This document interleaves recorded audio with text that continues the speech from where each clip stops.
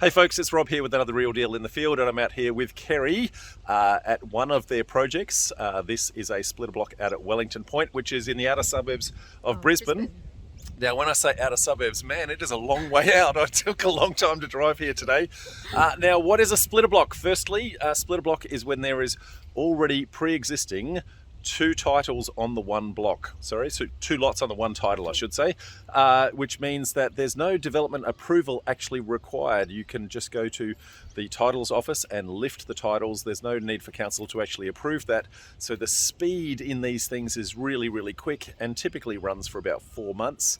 Although this one, we did have a couple of problems, yes? Yeah, we had the floods. Brisbane flooding took us back. Energex, it was just a Constantina effect, but we're here now. So Energex, for those who aren't aware, is the local electricity provider in the area, and they had all sorts of delays because of all the works that happened because of the floods. Now, we're going to take a look around inside the property in a sec and have a look at some really creative ways that Kerry has actually pulled a whole bunch of extra cash out of the deal that is not normally in most deals. Now, this is one of how many projects have you got on at the moment? 7. 7 projects, folks. That's a lot. Now, 7 projects, and really your journey has only really started just on 2 years ago, maybe 18 months. Yeah. So 7 projects in that timeline, folks, shows you what you can do. And one of those projects, don't tell anyone, is that one right there. Shh. The tenant doesn't know that yet. So they're going to find out when they watch this video, I'm sure. Now, there are a couple of little challenges on this particular site that you talked about. So firstly, the floods. So that's created a whole bunch of timeline issues. Now, in order to demolish the house, and we haven't yet demolished, you can see it's still standing.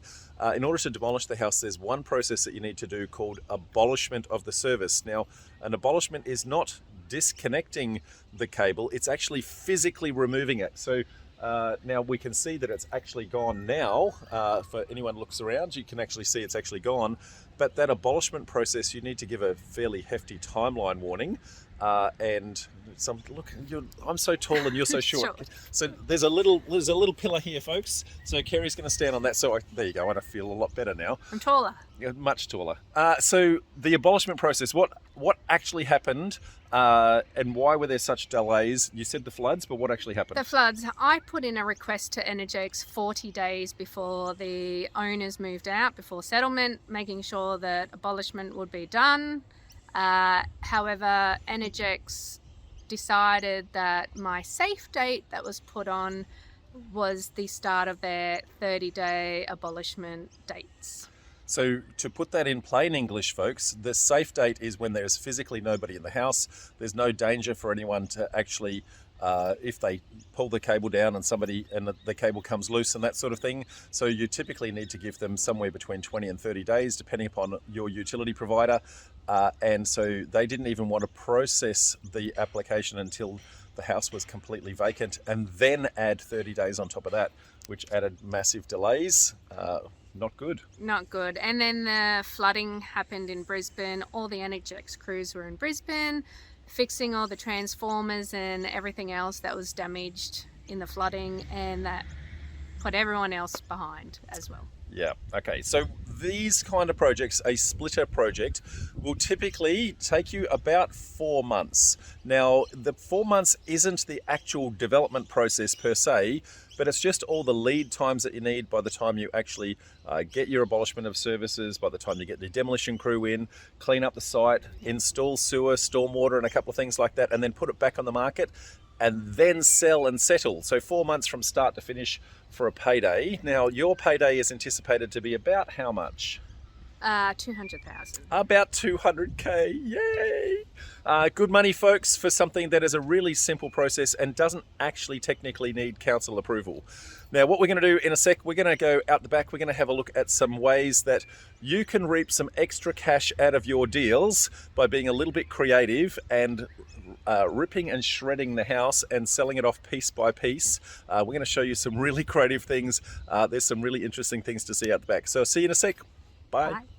Here we are out the back, folks. We're going to have a look at some really creative ways to get some extra money out of your deal. And you will notice that Kerry is at iHide again. We have some bricks for her to stand on.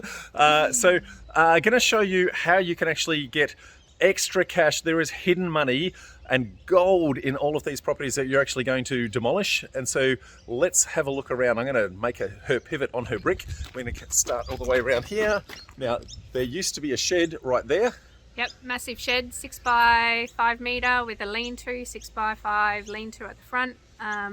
Took us 2 days to dismantle, but that will be repurposed at our house. Now, instead of selling it this time, that's going to their place. So that's free shed, folks. Now, other things to actually go and grab. So I'm going to spin around here. So that little palm tree, that can be sold. Those things are really attractive to people, landscapers and things like that. These palms here, they're saleable. This pergola, that has been sold, but they haven't come and picked it up yet. No, not yet. And we're having to harass them to come by and pick it up, by the way. It's when that demolition date is. They keep going, when's the demo? And demo has been delayed due to extra asbestos being found. However, it's just telling them this is the last day you can come in and pick stuff up. Yeah, so it is on its way, but it has not yet gone. Now, another one, that the brick that Kerry's standing on, there's a bucket load of them here. So all of them can be repurposed for retaining walls and things like that. You can just see behind me here, those little glass privacy things, those things can be sold. They're very attractive to people, and there's a whole bunch of stuff inside. You've got to see inside. There is nothing left. You guys I've squeezed almost every dollar, but I found a couple of little things that we can squeeze out of it as well. Now, you mentioned asbestos 2 seconds ago. Let's just have a quick spin around.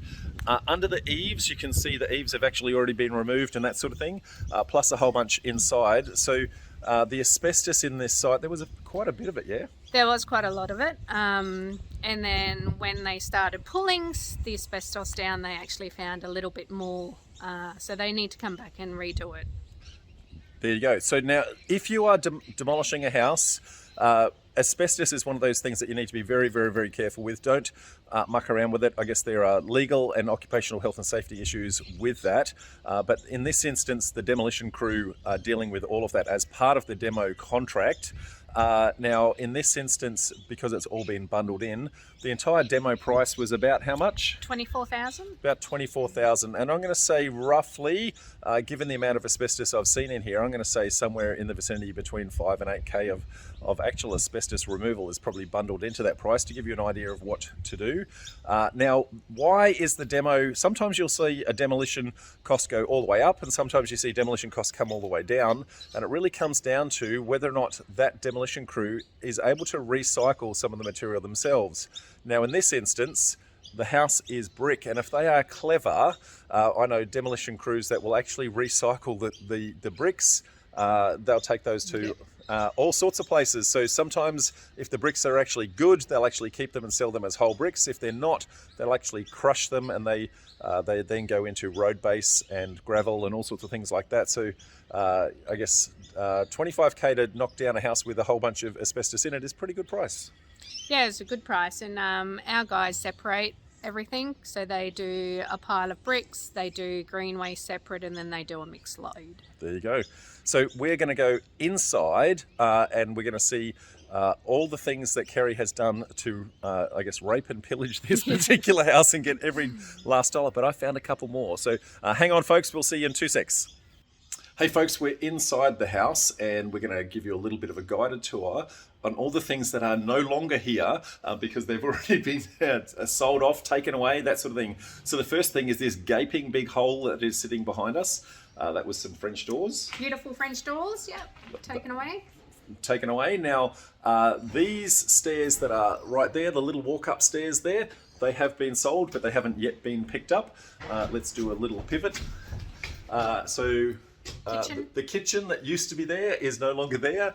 Okay, another pivot. The floorboards that are sitting behind us, they have been taken, and the floorboards have actually been taken on 3 different levels. And so I'm going to just spin here because here is actually a little breakthrough that actually goes to upstairs. Bedroom.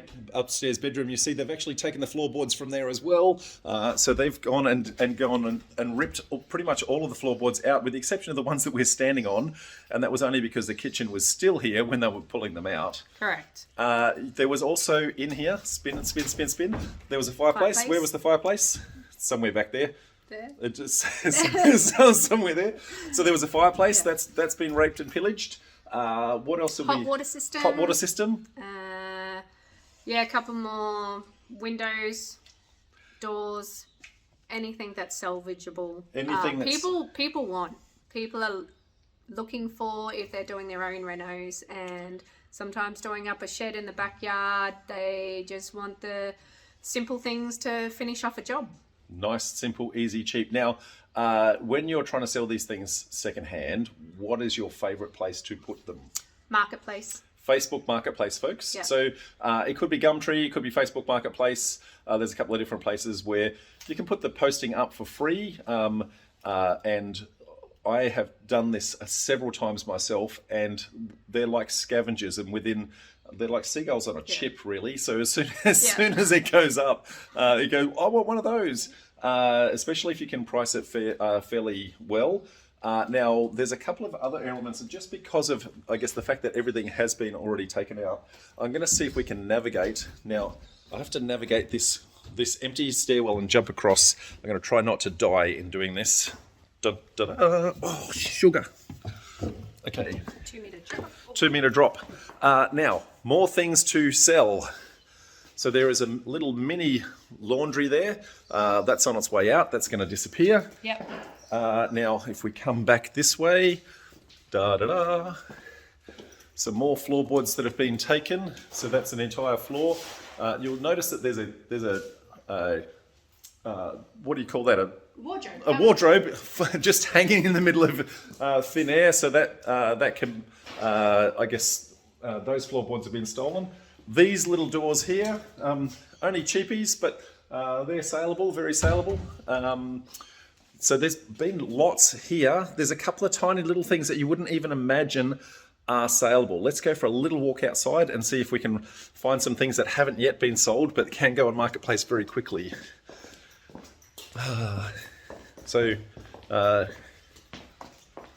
Yep. Sliding glass doors. That's for sale. These little glass things, they're not yet for sale, but they're about to. If we come around the side, you can see those brick pavers. They can go. That air conditioning unit and the split system upstairs, and there's a little clothesline that's sitting there. That can all go. And way at the far end there is a hose reel. People pay for hose reels. I don't know. You might only get $10, but you don't have to do anything. You just put the ad up. They will come and get it. Buy it to dismantle. Buy it to dismantle. What else? There's probably a bucket load if you go hunting. Now, what's the best that you've ever gotten out of the cash sales in salvaging from a property? Usually it's between $3,000 and $5,000. Between $3,000 and $5,000 of free money, folks, that is just hiding there. It's amazing how many times people will just demolish the house and not even think about, I guess, the salvage material that's actually sitting in there. So there's probably a good, I'm going to say, just looking around, there's probably a good $300 or $400 still lying around. Plus the palm tree. Where's that palm tree again? So that one there. What's that called? A ponytail. And these. It's a green tree. It's a green tree. So there you have it, folks. So that is, I guess, going to discount the demolition cost of the property. So that, I guess, a little bit of splash cash. Obviously, got to be declared, folks. Make sure you do the right thing. But all in all, successful project, even with a few delays. Yes. There was an interesting scenario that you indicated with council being a little bit of a pain in the backside. What was the pain that they had in this instance? One lot has the sewer, the existing sewer. The other lot has the existing water meter, and council refuses to put on a new sewer and a new water meter because it's neither a subdivision nor a new build. So in this instance, folks, because it's already 2 lots on the one title, you have an as of right for those services, and so council internal practices are a little bit antiquated in this particular instance. Correct. And they're trying to come to terms with the fact that Kerry is very creative in what she's doing. She's already lifted the titles, separated them onto their own 2 lots, and what council are wanting to see is the house plans actually go onto the lot. Yep. I'm going to say 99% of councils won't do that. These guys, probably just talking to the wrong person internally, but you've tried to escalate it, and but I guess put some house plans or proposed house plans on, and then all of a sudden watch that get created. Yes, so get very creative, folks. Now, as I said, this is one of 7 deals you've got in the pipeline. One next door. Tell us a little bit about some of the other ones you've got going on at the moment. We have a 1:4 subdivision that's been demolished. One lot is on contract. We've got a builder looking at the other 3, including these 2 as well. We have a 1:2. Again, we're going to put a new build and keep it as a rental. And next door. So folks, there you have it.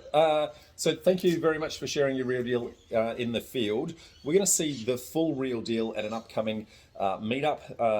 Now we are in Brisbane, so that's going to be a Brisbane-based one. No matter where you are in the country, you can live stream and look at those. And we do real deals every single month, no matter where you are. And you'll see the good, the bad, and the ugly of the project, and get to learn from the lessons of successful people like Kerry and others doing lots of things. So.